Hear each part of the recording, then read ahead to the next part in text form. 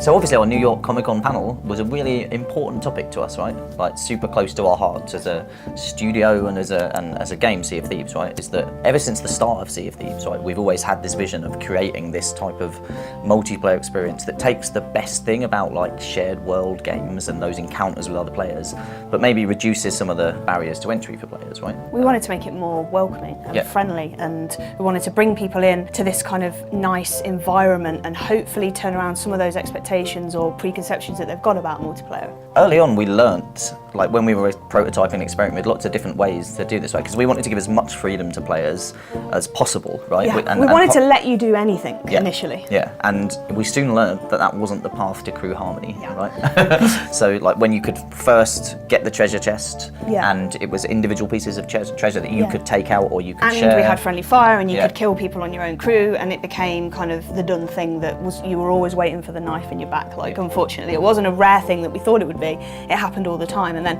as soon as we as soon as we made the unintentional, as soon as we made the design choice to switch to basically an ethos where the crew bond is absolutely sacred and everything between you and your crew is this kind of shared cooperative thing, but then other people and other crews, that's where you get all that part, that's where you get the pirating, that's where you can put the knife in the back. Yeah. But within your crew it's sacred. As soon as we switched to that, it made it the game that we wanted it to be. Yeah, I think that's what makes it a multiplayer game, that I think if you've not played multiplayer games before, or if you've been put off by toxic or competitive games or experiences, that there's much more of a chance you're going to come into Sea of Thieves and have a really fun experience where your crew will welcome you with open arms because you can contribute equally. Absolutely. And that was really important to us, that it's not a traditional game where you need to have a certain amount of skill or a certain amount of experience. You could come in day one and go up in the crow's nest and you end up being the most valuable person on that crew because you spotted something that no one else did, and I think we're really unique in that sense. Yeah, and so some of the new features we showed off at New York Comic Con, right, there was the small ship,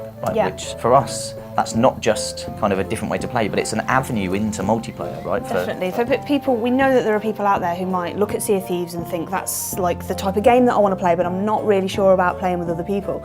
And although you're always in a shared world, you can go on the small ship on your own and kind of get a taster and see what's going on, but you can also matchmake with just one other person, and we hope that that's a way that you can maybe build a bond with just one other person, and then maybe you graduate to a large ship together, you become friends. Yeah, I would love to see that, and I think with that small ship we're going to be putting that into our alpha fairly soon and testing it with all of our our insiders that are playing, and it's going to be fascinating to see how many start playing with the small ship, how many do a mix between both, how many maybe bonded with another small ship player in the world and you've teamed up against the bigger ship. I think that's the ideal. You get two small ships with two people crew on, and then they go onto a big ship together. That would be awesome to see. At the start of the project we've been, since the start we've been using verbal communication to communicate within the game, but we've always known that there needs to be an alternate way to communicate, and whether that's because as a player you don't feel comfortable identifying yourself or talking on an online environment, because in some online games that can be a problem, right? And people can use that to attack you or to kind of like try and harass you or anything, and we know that can be a problem. But also maybe you don't like to talk, or you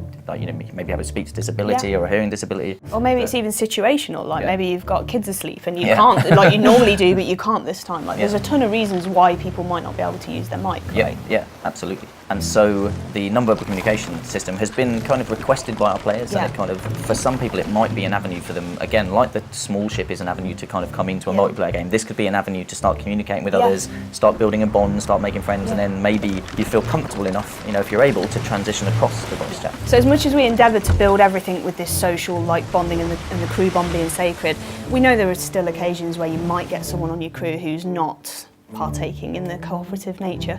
And we wanted to find a way of dealing with that so that you could deal with these people, but it was crucial to us that it had to be in-world and it had to feel like it fits Sea of Thieves.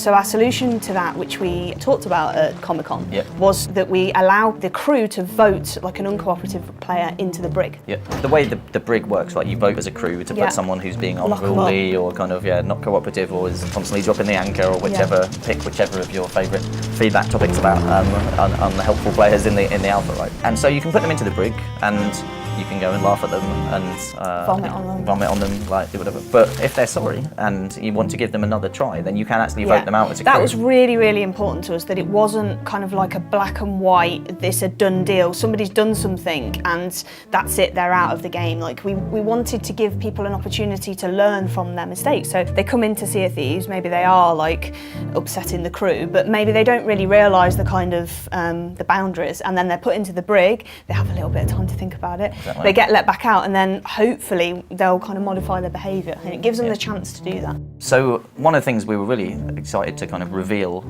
to everyone at the New York Comic Con was the Pirates Code that we've been kind of working on with our community. So, you know, we've had a hot topic in the forums where we were discussing like what are the things that are really important to you in a multiplayer game in Sea of Thieves, about how people behave, about how they shouldn't behave.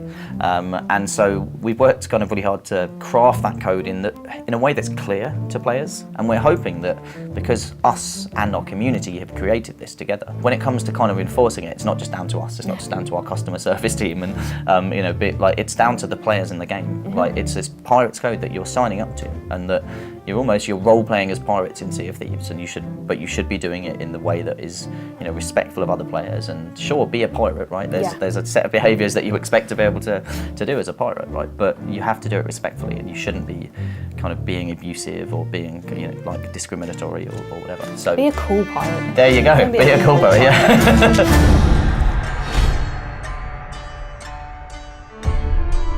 Hey, thanks for watching. If you enjoyed what you just saw, then please like and subscribe to our channel and check out some more of our weekly videos. And if you're interested in the game's development, then click the link down here and join our Insider program for a chance to play the game early. Don't worry, I'll just wait here.